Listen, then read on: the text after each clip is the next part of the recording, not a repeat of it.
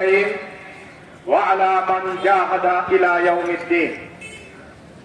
বাংলাদেশ জামাত ইসলামী পূর্বধলা উপজেলা শাখা কর্তৃক আয়োজিত আজকের এই প্রতিবাদ সমাবেশের শ্রদ্ধাভাজন সভাপতি, সম্মানিত প্রধান অতিথি, বিশেষ অতিথিবৃন্দ, জামাতের উপজেলা পর্যায়ে, ইউনিয়ন পর্যায়ে সম্মানিত নেতৃবৃন্দ, ইসলামী ছাত্র শিবির সহ পূর্বধলার জনমানুষের একাংশ,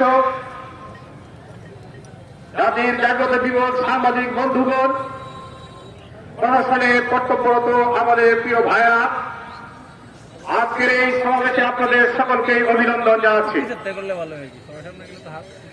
প্রিয় ভাই সব, আমাদের প্রধান অতিথি মূল বক্তব্য রাখবেন। আমি সংক্ষেপে দুটি কথা বলতে চাই। প্রথম কথা হচ্ছে, গত 2006 সালের বাংলাদেশের মাটিতে 28 অক্টোবরে আওয়ামী লীগ একটি ঘটনা ঘটিয়েছে পৃথিবীর ইতিহাসে তা নজিরবিহীন। পৃথিবীর সভ্য দুনিয়া, পৃথিবীর মানবতা সেই দিন স্তম্ভিত হয়েছিল এবং এই ঘটনার মাধ্যমে গোটা পৃথিবীতে বাংলাদেশকে সেদিন মানুষ চিনেছে এক সভ্য জাতি হিসাবে। এদেশের মানুষ বলেছিলেন গদি ত্যাগ করার জন্য, কিন্তু জনগণের ভয়ে শুধু গদি ত্যাগ করেননি, দেশও ত্যাগ করেছেন তারা। দেশের মানুষ জানতে চায় যে আপনারা দেশ ত্যাগ কেন করলেন? আপনারা আবার এই দেশে রাজনীতি করতে চান?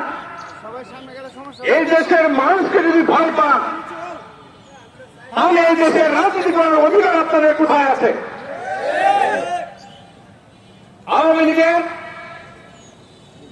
এই হত্যার রাজনীতি স্বাধীনোত্তর বাংলাদেশে তারা যতবার ক্ষমতায় এসেছে তারা হত্যার রাজনীতি করেছে।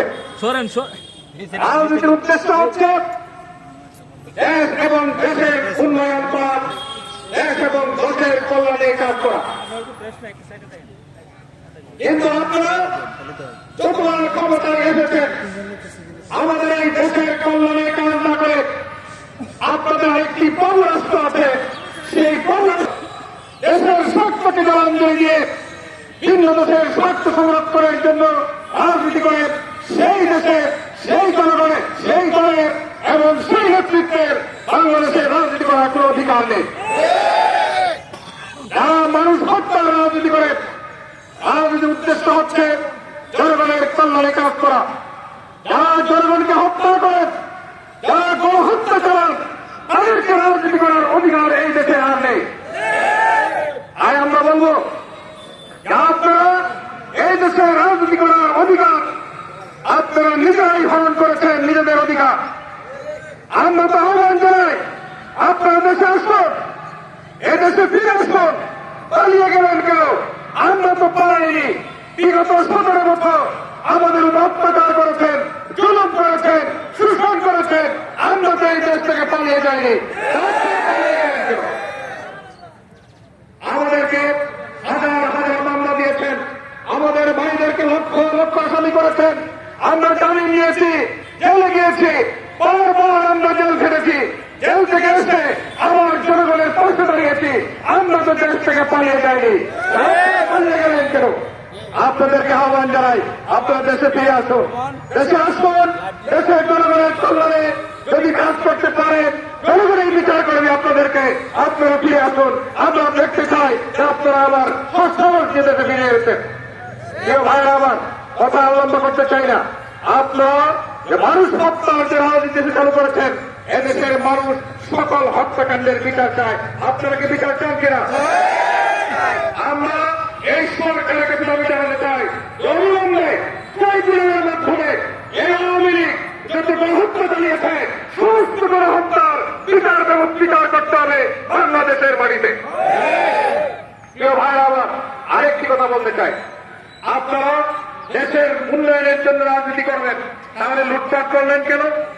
দেশের সম্পদ দেশের বাইরে কেন পাচার করলেন? এ দেশের জনগণ আপনাদের কাছে জানতে চায়। এই দেশের সমস্ত টাকা, সমস্ত সম্পদ লুটপাট করে আপনারা দেশের বাইরে পাচার করেছেন। যেই দল, যেই নেতৃত্ব দেশের সম্পদ লুটপাট করে দেশের বাইরে পাচার করে, সেই দলের, সেই নেতৃত্বের রাজনীতি করার কোন অধিকার থাকে না। আর আপনারা বলবো, আপনারা আপনাদের সকল দিক থেকে এদেশে রাজনীতি করার অধিকার আপনারা ধ্বংস করে দিয়েছেন। আপনাদের আর এই দেশে রাজনীতি করার কোন সুযোগ নেই। প্রিয় ভাইরা আমার, সর্বশেষ আমি যে কথাটা বলতে চাই, বাংলাদেশ জামাত ইসলামী এই দেশে আল্লাহ দ্বীনকে কায়েম করতে চায়, সব লোকের শাসন প্রতিষ্ঠা করতে চায়, আল্লাহর আইন এবং সব লোকের শাসনের মাধ্যমে এই দেশটাকে একটি কল্যাণ রাষ্ট্রে পরিণত করতে চায়, একটি মানবিক রাষ্ট্রে পরিণত করতে চায়। সকল প্রকারের অত্যাচার, নির্যাতন, শোষণ, জুলুম উত্থান করে এই দেশে ন্যায় এবং ইনসাফপূর্ণ সমাজ প্রতিষ্ঠা করতে চায়, আইনের শাসন প্রতিষ্ঠা করতে চায়, মানবাধিকার প্রতিষ্ঠা করতে চায়, ইনসাফ প্রতিষ্ঠা করতে চায়। আপনারা কি জামাত ইসলামীকে সেই কাজে সহযোগিতা করতে প্রস্তুত আছেন? প্রিয় ভাইরা আমার, আগামী দিন আমাদের হাতে এবার সুযোগ এসেছে, আমাদের হাতে এবার সুযোগ এসেছে। আগামী নির্বাচন যেটা হবে, ইনশাআল্লাহ সেই নির্বাচন হবে অবাধ, সুষ্ঠু, নিরপেক্ষ এবং ক্রেডিবল একটি ইলেকশন। সেই ইলেকশনে দেশের মানুষ তার পছন্দের প্রার্থীকে বাছাই করে নিতে পারবে। সেই সুযোগে কাজে লেগে আগামী দিন এই দেশে সৎ নেতৃত্ব প্রতিষ্ঠা করার জন্য, জামাত ইসলামীর প্রার্থীদেরকে সারা দেশে বিজয়ী করার জন্য আমাদেরকে ভূমিকা রাখতে হবে। আপনারা কি রাজি আছেন? আমি আমার কথা আর লম্বা করতে চাই না, এই বলে আমি আমার বক্তব্য এখানে শেষ করতে চাই। আপনারা যারা কষ্ট করে এসেছেন, অনেক কষ্ট হয়েছে আপনাদের জন্য আমরা উপযুক্ত ব্যবস্থা করতে পারি নাই। বসার রোডে কষ্ট হয়েছে, আমি আগেই বলেছি, আপনাদের যে কষ্ট হয়েছে এর চাইতে অনেক বেশি কষ্ট হয়েছে আবু সাইদদের, এর চাইতে অনেক বেশি কষ্ট হয়েছে মুক্তদের, এর চাইতে অনেক বেশি কষ্ট হয়েছে আল্লাহ জেলার সাইদের,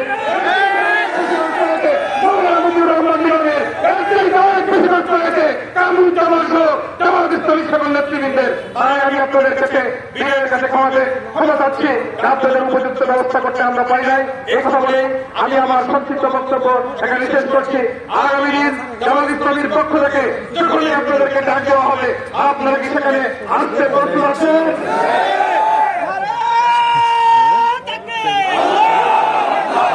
ধন্যবাদ জানিয়ে, যারা পরিশ্রম করেছেন ভাইদেরকে ধন্যবাদ জানিয়ে, সাংবাদিক আমি আমার সংক্ষিপ্ত বক্তব্য এখানে শেষ করছি। আসসালামু আলাইকুম ওয়া রাহমাতুল্লাহি ওয়া বারাকাতুহু। নাসরুম মিনাল্লাহি ওয়া ফাতহুন কারীম। আলহামদুলিল্লাহ, আমরা পূর্ব